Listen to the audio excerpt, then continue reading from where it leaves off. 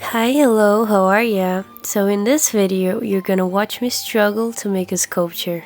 So what I'm gonna attempt to sculpt today is a Korok from Zelda Breath of the Wild.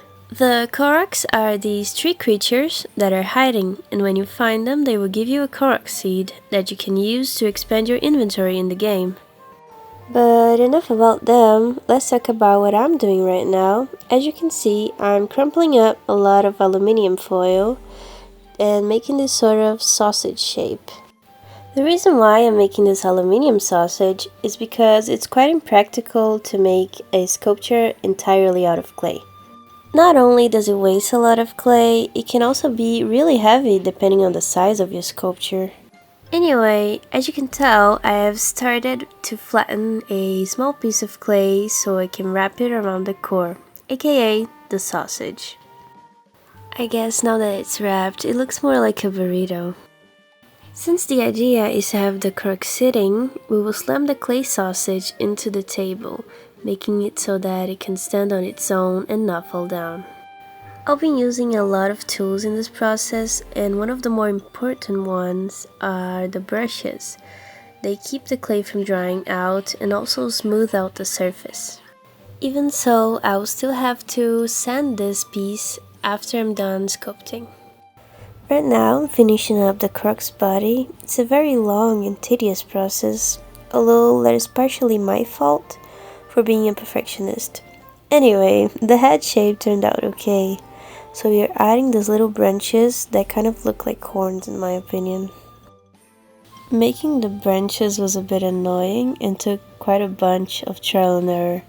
A lot of the times I would finish making the branch on one side and realize the branch on the other side looked kind of odd, and then in my attempts to fix it, I'd end up squishing the one I had just finished.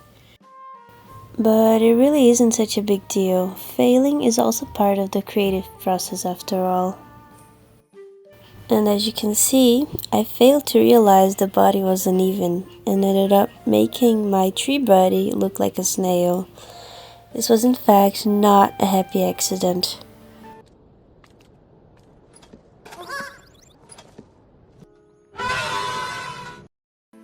Anyway, let's add some blobs to fix this snail shape and fail in the process, of course. I may not look it, but I like the patience to deal with these small mistakes that I keep making every time. We don't make mistakes. We have happy accidents. I will not be following your teachings, Bob Ross. I'm sorry.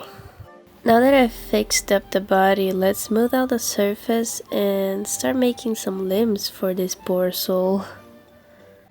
We will set it down on the table for now and knead the clay I left out of the packaging. It has started to get a little dry, so it's a bit tough on the fingers really.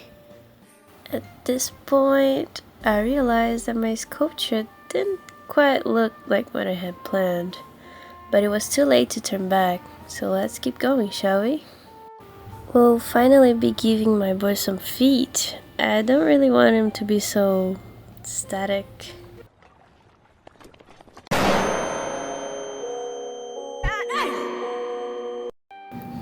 So now we can see that one foot is ready, and we're gonna go ahead and add the other one. And yeah, that's wrong. I said I'm not afraid anymore! Do you hear me? I'm not afraid anymore!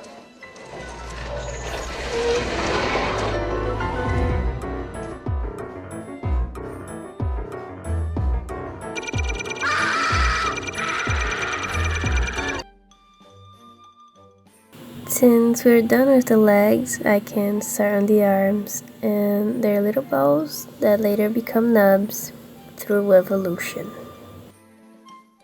I'm not sure if you've noticed, but my voice is really bad right now, so I kindly ask you to ignore it. Also, if you hear screaming, it's not murder. The kids are safe. I brought you frankincense. Thank you. And I brought you myrrh. Thank you. Murder. Judas!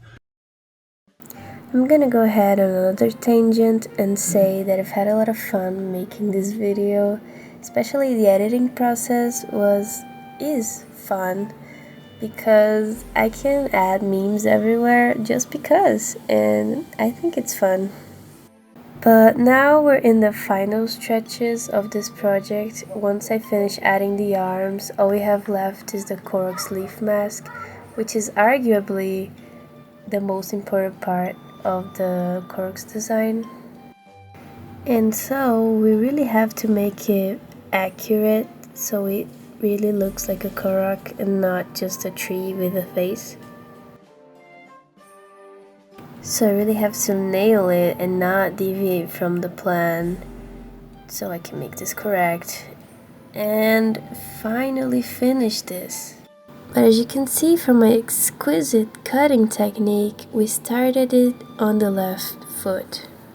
So I'm squishing and molding this from all sides, trying to make it look somewhat correct so that I can proudly say that I'm not the president of Mistake Maker Committee.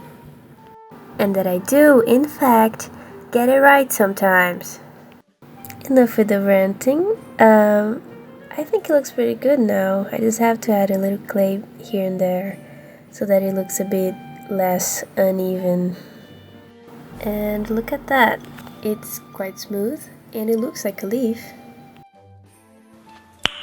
Nice.